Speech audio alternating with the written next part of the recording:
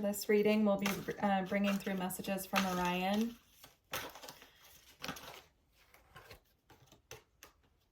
So we have rejecting emotion, and we have masculine principle. The message that was coming through before I started pulling cards actually was about sitting and receiving, and then I actually saw an Orion card that had to do with rejecting emotion. So the first message coming through is about watching that we're not so much in our masculine energy here, that we're focused on doing, that we're rejecting our own emotional selves, that we're rejecting our feminine energy and our emotional body. So also, you know, by rejecting our own emotions and feelings, we can really push away opportunities that are meant for us or blessings that are trying to come in. So there needs to be a balance here of balancing the masculine energy with the feminine within. And then we have cosmic midwifery. And we also have Black League patterning here, which I need to look up in the book because I don't remember what this card is about. So just one moment.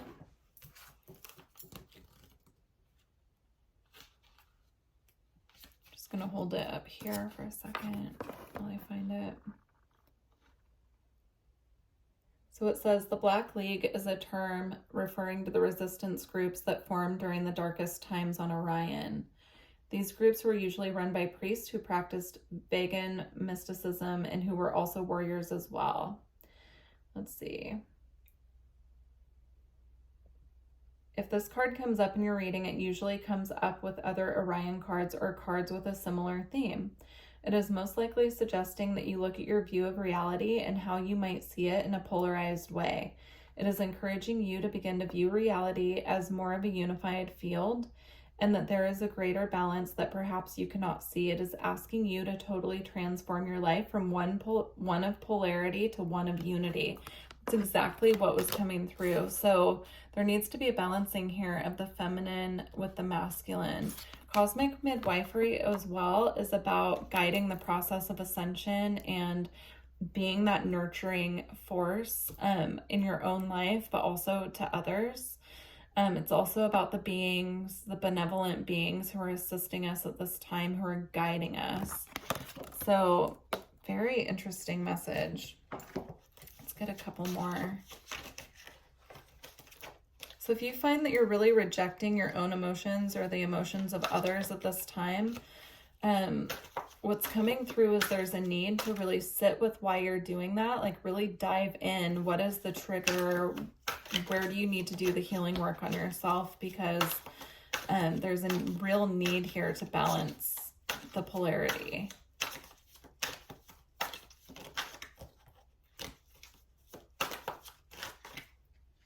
Actually want me to use a different deck now, so okay, further messages, please. I have the needle intentionality. Yeah. I'm seeing this here, the sun back here. I'm seeing this as solar flares and activations coming in.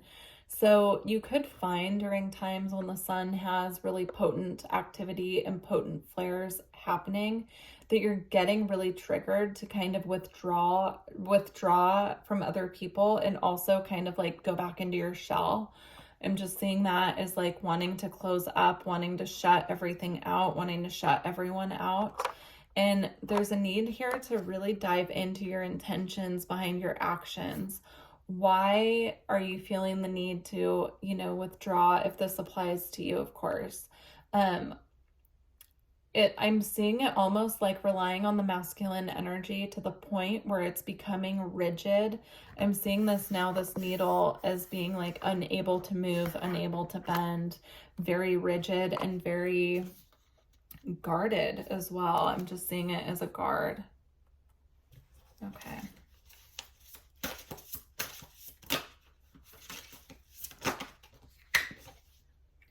We have Root Girl, the disowned self. Yeah, there's a need just to really dive in here about why the guards are coming up so strongly and how you can really get back into balancing your feminine energy.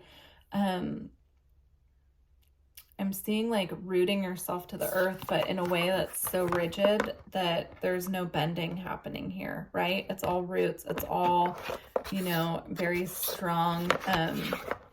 Here, like the branches are withering, right? The branches that typically would like bend or sway in the wind are frayed, and kind of, it almost looks like, I'm seeing this as like a fire that tore through here. The roots are strong and the roots are grounded, but they're almost too rooted in.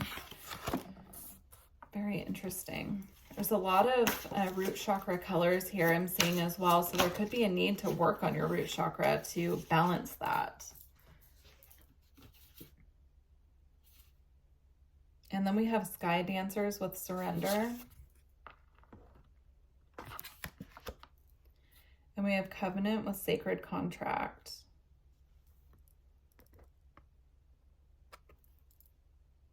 We're going to read covenant in a moment because I'm not getting a clear message with that card. Maybe it'll come to me. But the Sky Dancers card, I'm seeing this as being after you're free, right? Unrooted and grounded. Because the sun is similar here on both cards. So this is the polarity. This is the too rooted and grounded to the point where it's almost rigid. And this is the fluidity that comes with feminine energy where it's more free-flowing. It says Sky Dancer, so it's more expressive here as well. The butterflies and the dragonfly both represent transformation. And so I'm just seeing there needs to be a transformation. The old ways of doing this are over is what they're showing me. There needs to be a shift. All right, let's get the covenant card so I can read that.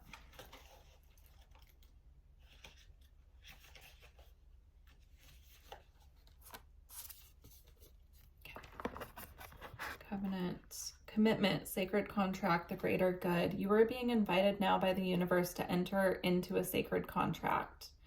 The covenant card may also be a call to recognize that an ancient agreement you made with spirit needs to be renewed or canceled and torn up. It is an opportunity showing up now that is full of promise, but you are unable to sign and seal the deal and commit to it. The reason is that it needs to be elevated to a sacred covenant. A covenant must be founded on the truth, not your truth or his truth or her truth, but a greater truth that takes the destiny of all into account. The covenant is not about your agenda only. Spirit must be invited to come to the table as a guarantor of the good faith of all, and to ensure that the direction you are embarking in will be for the greater good.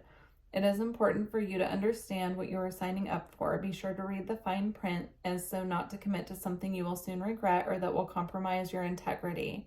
Do not hesitate to put all your own cards on the table so that your motives and desires are transparent and nothing is left in darkness. When shadow elements remain hidden, the covenant breaks down and becomes a contract with an unspoken dark side that is inevitably fulfilled. So, yeah. So I'm seeing this also as a blank slate, right? So right now there's nothing written on this contract because the energy is too rigid. It's not fluid enough to honor this sacred contract or covenant, however you want to look at it. But once the energy is balanced, this contract will have, you know, something beautiful written on it. All right.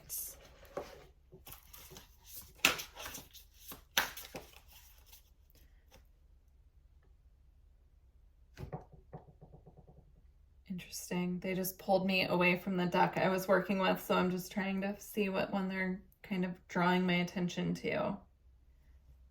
Okay, they want me to use the Elemental Oracle.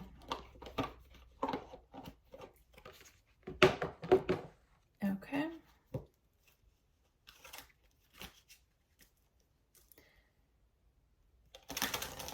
They just showed me the Mountain card, which I immediately saw again as the reflection of that more rigid energy, but there was a woman sleeping there and it looked very serene and peaceful.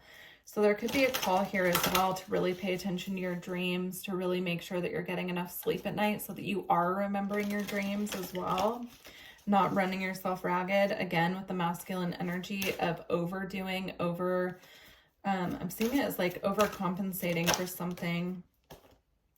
We have rain. Yeah, this is a very feminine card, especially here with there's like an egg at her center here with a sprout in the middle of it. It's a very feminine energy. In order for what you want to manifest in your life to take root, to ground, to birth, to create, it needs the feminine energy. They're showing me as well connecting with flowers. That will really help with the feminine energy. So if you wanted to plant flowers in your garden and watch them grow and really nurture and just, you know, bring in that nurturing energy. They're showing me as well bringing flowers into the home as well can really bring that feminine energy into your space and just kind of like lighten the load, lighten the energy and shift it. If you're having a hard time really focusing on stepping into that more feminine energy. Now we have ice with purity.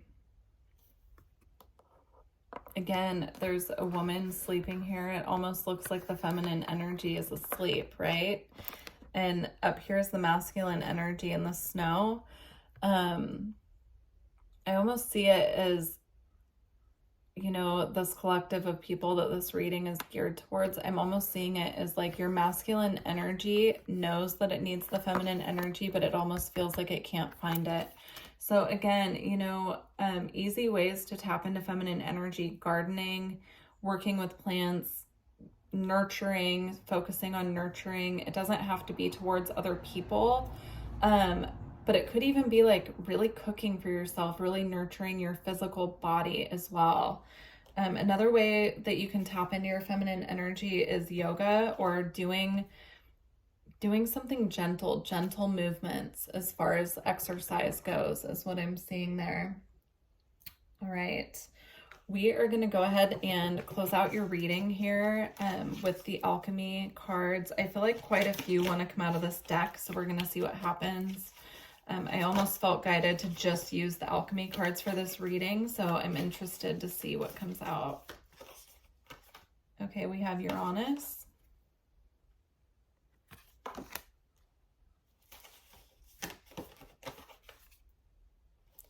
We have alchemical wedding.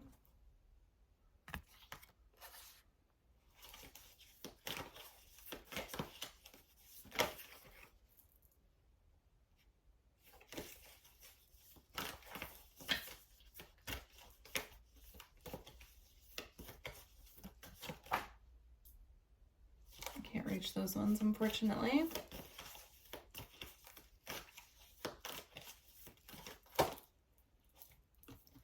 We have Mars, which is interesting because Mars is also a symbol on the Uranus card here, which we'll get to in a moment. And then we have Ash as well. So Mars is a very masculine energy, so I'm intrigued to see, you know, to read that and see how it fits into the reading. I want one more. And then we have Neptune.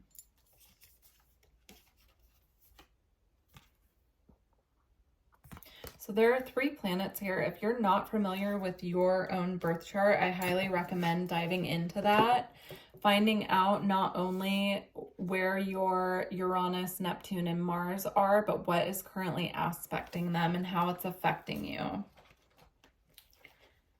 If you need guidance or help looking up your birth chart or looking up transits, then feel free to book a reading with me. I just book whatever time frame and format you like, and we can focus on that. But I do need you to send me your birth information before your reading.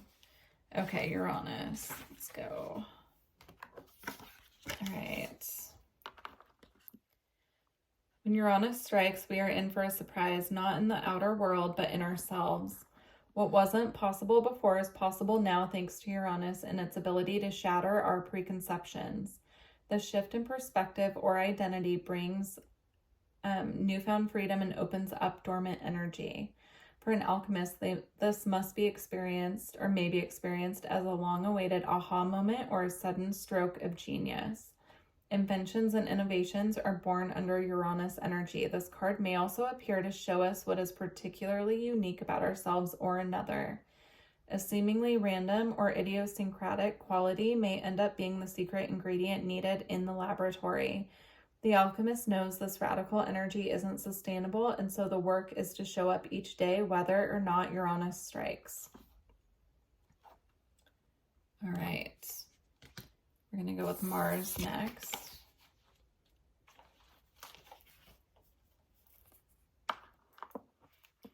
Okay, with Mars by our side, we can assert ourselves in the world. Our presence is felt and our voice is heard.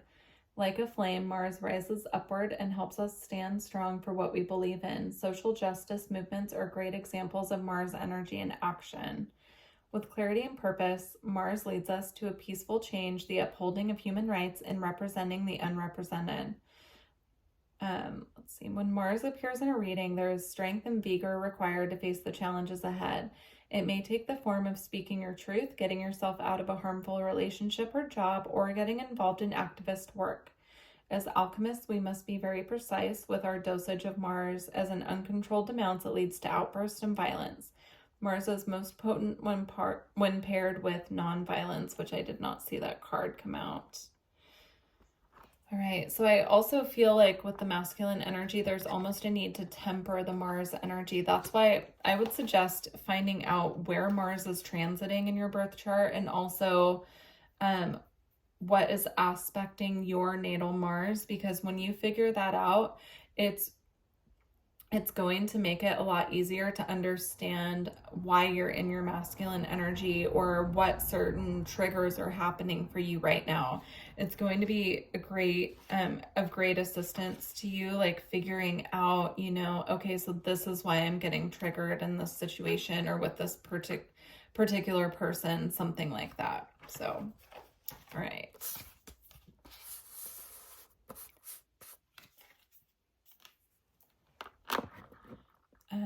Neptune is the mystic's planet. Its transcendent energy projects towards the heavens. When the Neptune card appears, the secret archetype is activated and doorways to new dimensions open. A voice whispers from beyond the earthly plane, perhaps calling you to a pilgrimage or a new spiritual practice. You may experience a meditative bliss beyond your wildest dreams. Divinity has arrived, whether you call it nirvana, samadhi, enlightenment, or just good old serenity. Amidst your spiritual awakening, remember that ultimately the work is not about you. The work is about what's bigger than you. Stay grounded in that reality, and you're likely to avoid Neptune's pitfalls of narcissism and escapism. History shows us examples of spirituality turned madness, so keep your woo-woo tendencies in balance with a little selfless service. What was coming through with this card as well is really tapping into that Neptunian energy of opening up not just our third eye, but opening up our receptive channels. So like sitting in meditation and just allowing yourself to receive, that will help open up the feminine aspects that are kind of feeling frozen or under ice right now or stuck. That can just be really beneficial, just to open up your channel of receptivity and just to start to balance those energies. That's a nice baby step to start kind of integrating the two. All right, we're going to go with Ash next. Here we go. Okay. Ash represents what has come before it. The fire is over now, and its flames took with it all recognizable form of what was burned. Only memories and the soft gray ashen substance remain. When this card appears, look back and sift through what has occurred.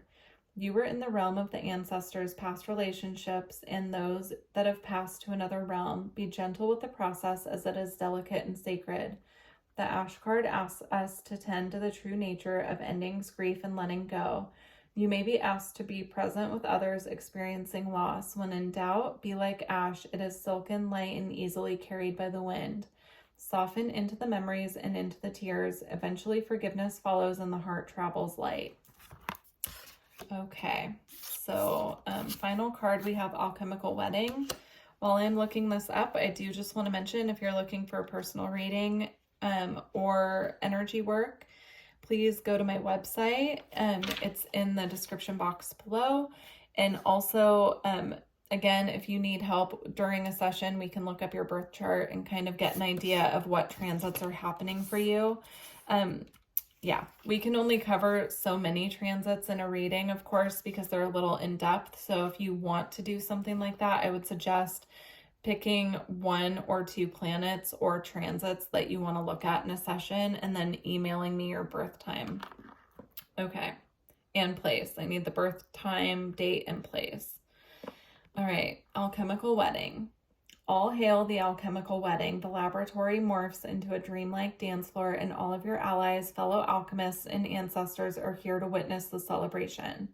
What was once lost has been found, and what was once denied has come fully into the alchemist's embrace.